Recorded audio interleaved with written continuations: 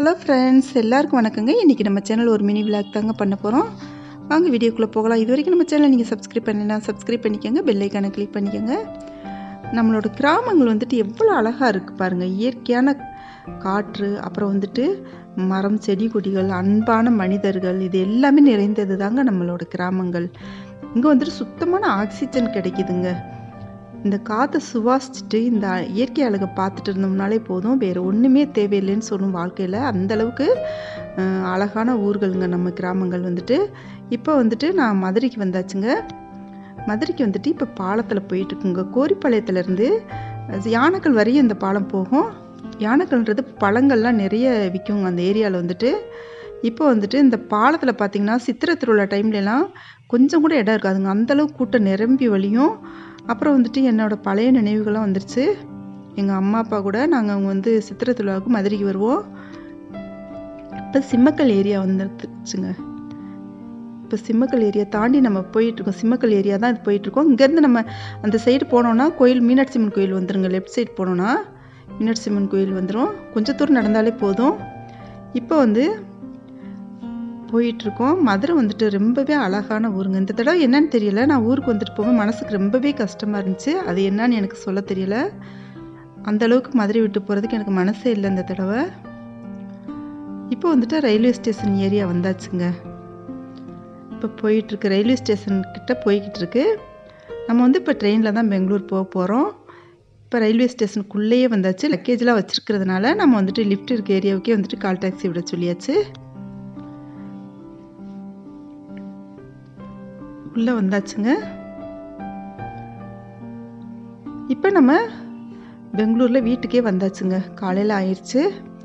இங்கே இப்போ காலையில் என்ன பிரேக்ஃபாஸ்ட் அப்படி செஞ்சுருக்கேன் அப்படின்னு சொன்னால், காலையில் எப்போயுமே நான் ட்ரெயின் போயிட்டு ஊருக்கு போயிட்டு வந்தோம் அப்படின்னு சொன்னால் குளிச்சுட்டு சாமிக்கு பூஜை பண்ணிவிட்டு அடுத்து சமைக்க ஆரம்பிச்சிடுவேங்க. இப்போ நான் இன்றைக்கி பிரேக்ஃபாஸ்ட்டுக்கு குதிரைவாலி அரிசியில் கஞ்சி பண்ணியிருக்கேன்.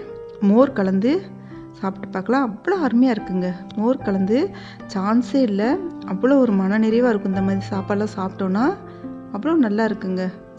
வேறு ஒன்றுமே இல்லை, குதிரைவாலி அரிசி கஞ்சி காய்ச்சிட்டு மோர் கலந்து சாப்பிட்றோம். செம்மையாக இருக்குங்க. இதோட தொட்டுக்கு என்ன வச்சுருக்கேன் அப்படின்னு சொன்னால் வெண்டைக்காய் பச்சடி வச்சுருக்கேங்க. பச்சை மிளகா, வெங்காயம் கலந்து வெண்டைக்காய் பச்சடி அருமையான காம்பினேஷன். இது சான்ஸே இல்லைங்க. அவ்வளோ டேஸ்டியாக இருக்குது. இந்த குதிரைவாலி அரிசி கஞ்சிக்கும் இந்த வெண்டைக்காய் பச்சடிக்கும் அவ்வளோ நல்லா இருக்குங்க. எப்போவுமே சிறுதானியங்களை நம்ம அடிக்கடி உணவில் சேர்த்துக்கிறது உடம்புக்கு ரொம்பவே நல்லது. நாம் அடிக்கடி இது மாதிரி வரகு, திணை, குதிரைவாலி, கம்பு, கேழ்வரகு, சோளம், இது எல்லாமே நம்மளுக்கு எப்பப்போ டைம் கிடைக்குதோ அப்போல்லாம் சேர்த்துக்கிறது ரொம்பவே நல்லதுங்க. டேஸ்ட்டும் பார்த்திங்கன்னா அவ்வளோ சூப்பராக இருக்கும்.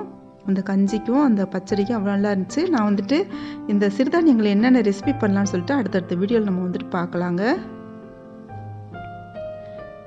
இப்போ இது ரொம்பவே ஈஸியாக செஞ்சிடலாங்க. இந்த கஞ்சி 5 நிமிஷம் போதும். இப்போ நான் ஊர்லேருந்து அயிரமீன் வாங்கிட்டு வந்தேன். இந்த அயிரமீன் குழம்பு இது சாப்பிட்டு பார்த்தவங்களுக்கு தெரியும், ரொம்பவே அருமையாக இருக்குங்க. இது ரொம்ப காஸ்ட்லியானது கூட. நான் கால்படி வாங்கிட்டு வந்தேங்க. கால்படி 700 ரூபாங்க. அப்படி காசு கொடுத்தாலுமே சில இடங்களில் கிடைக்காது இந்த மீன். இப்போ நான் ஒயிட் ரைஸ் சட்டியில் வடித்து தாங்க. எப்போவுமே நான் குக்கர் சாதம் வைக்க மாட்டோம், சட்டியில் தான் வடிப்போம். இப்போ இந்த அயிரமீன் குழம்பு ஊற்றி சாப்பிட்டு பார்க்க போகிறோங்க.